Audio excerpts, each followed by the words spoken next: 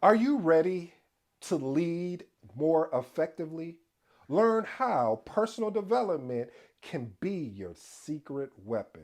Hey, listen, improving on these personal development skills not only enhances your effectiveness as a project manager, but also contributes to the success of your project, the satisfaction of your team, and most of all, the achievement of a broader organizational goal. If you're new to the channel, I go by the name of ED. For all you smart and intelligent folks out there, we won't make this complicated. It just simply means Ed. I have an 8 point framework, and these 8 points, my goal, my mission, my job here is to unpack today's title, which is entitled How Personal Development Skills Can Make You a Better Project Manager. Again, how personal development skills can make you a better project manager. Point number one, self motivation. Listen, with self motivation, it starts with you. It starts with I. It starts with me. It starts with you. Basically, what I'm saying is, family, you need to set personal and project goals that are challenging yet achievable, and you're able to celebrate those milestones to maintain that motivation. I remember when Kobe gave it an example of when he had tore his Achilles, and he was like, "Hey, I don't think I want to do this." He said because he was looking at the top of Mount Everest. He was using that as an example. Like you look at the top of Mount Everest, or in the case of what he was discussing, I was saying you look at the top of it, it's like, man, I don't think I'm ever going to get there. And then once you reel it back and say, okay, let me break this down into manageable pieces. And that's the same thing with a project, family. When we break the task down into manageable pieces and roll them up into a milestone. Once we get to that milestone, we're excited because we've had an opportunity to complete that milestone. Here's another tip: when you develop a project personal vision for your career development that aligns with your project management goals, revisit it on a regular basis so you can get inspired. Family, by the way, I want to let you know the Magnetic Project Manager School will be live March 9th. That's a Saturday. So March 9th, 2024 or 2024, we will have a total of 6 classrooms. In these classrooms, first of all, to join is free. Eventually, I will be closing the free portions down, and it will be a paid group. Reason why I want it to be paid is because I want to encourage people. I mean, well, first of all, I want to give people an opportunity to get in to see the value. And those people that do get in early, I'm gonna make sure that they get a really good price. When we do flip the switch for paid, and I may just run two different groups. I'll probably have a free and a paid, but either way you look at it, family, again, we're going to have coaching, career development, personal development, and slash mindset. And then we'll do like PM fundamentals, and then I'll have advanced project management with actual real life case studies so we can make it more pragmatic. And then the last and final class will be leadership and team building. Again, Saturday, March 9th, we will go live. I'm trying to think if I'm going to do something really special as far as just actually go live, do a live broadcast where I'm walking everyone through what they can look out for. So I'm going to be start putting content in there. So again, I appreciate those who've already joined. Shout out to you, Kyle. I appreciate you so much. But again, it hasn't really officially went live. We're still in some beta things. So official live is March 9th. And if anything changes, I will let you know, but official is March 9th. All right, let's get into today's point number two. Personal accountability. What does personal accountability mean? Hey man, just own up to your mistakes and learn from them. That's what it means, because a lot of times we don't want to take accountability for something we a mistake we've made, and it's a mistake. I mean, it's okay, you've made a mistake. Hey, I own it. That was on me. All right, let's move forward. Sometimes I don't even need you to say, my bag, my apology. Just say, hey, that's on me. I'm going to correct that. Because now I know that going forward, I can count on you. Going forward, I know that you are very dependable. And at the same time, if something else comes up that, hey, it didn't go the way, you will be the first one to step up to take personal accountability. So being personal, by taking accountability, family, you set yourself apart from other project managers, period. Point number three, feedback mechanisms. Listen, implement a regular and structured feedback session that are focused on growth and improvement. I, I'm gonna do my best, family. I'm not gonna get on my soapbox like I did earlier. But yes, being able to really to create an environment. That's what it really is, an environment that is really focused on growth and improvement.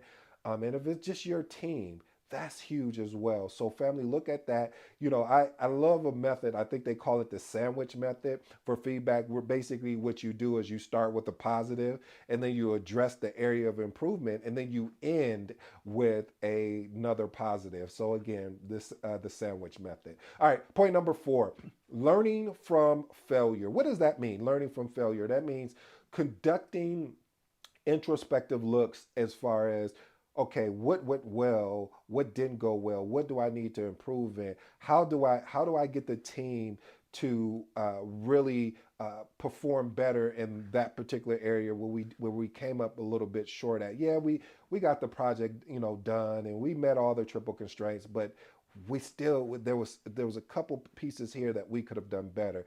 And really, a lot of that, family, is you have to have the ability to create a safe environment where team members really, and I mean this, truly feel comfortable sharing mistakes and learning from them together. I've been in an organization where they don't appreciate that. Like, you're condemned if you make a mistake.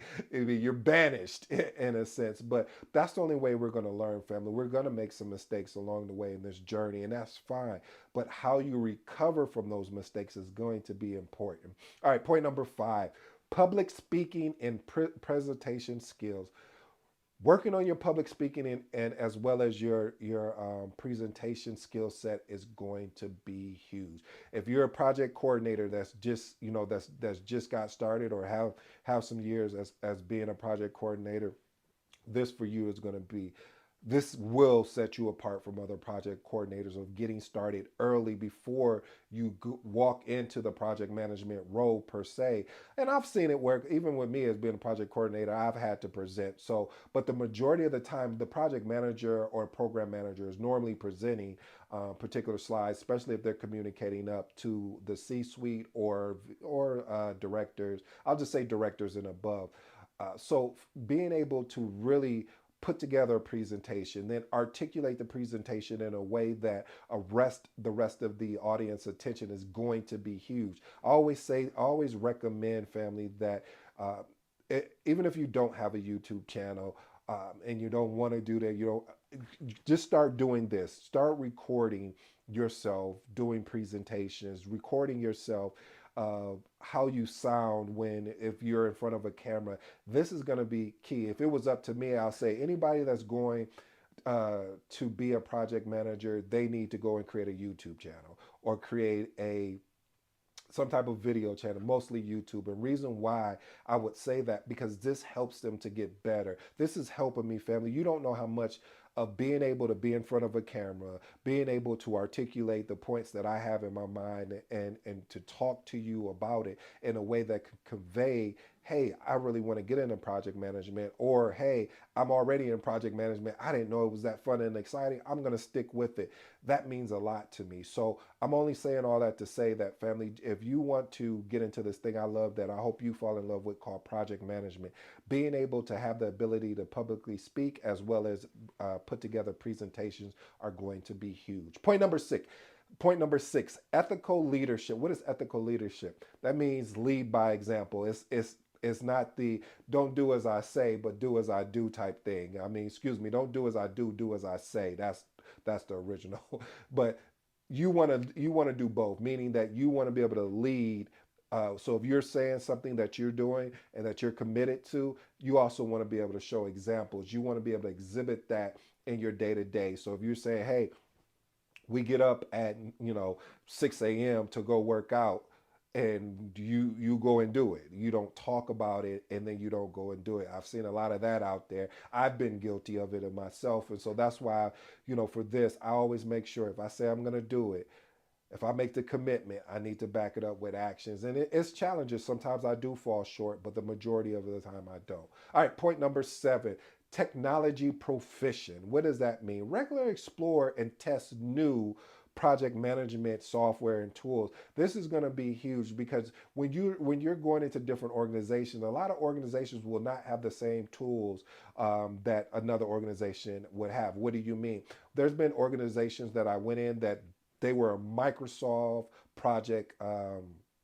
project management tool. That's all they use. They didn't use smart sheets. They didn't use they didn't use any of those things. Then I've been into organizations where all they use is smart sheets. Don't bring a Microsoft project in here because nobody you won't be able to use it. They won't pay for the license. They will you will be using smart sheets. So again, I've used or Excel. Excel is another one to lead projects on and build out my project schedule. Point number 8. This is the major one right here. This is the major key if we're going to say any message. You need to learn how to be resilient.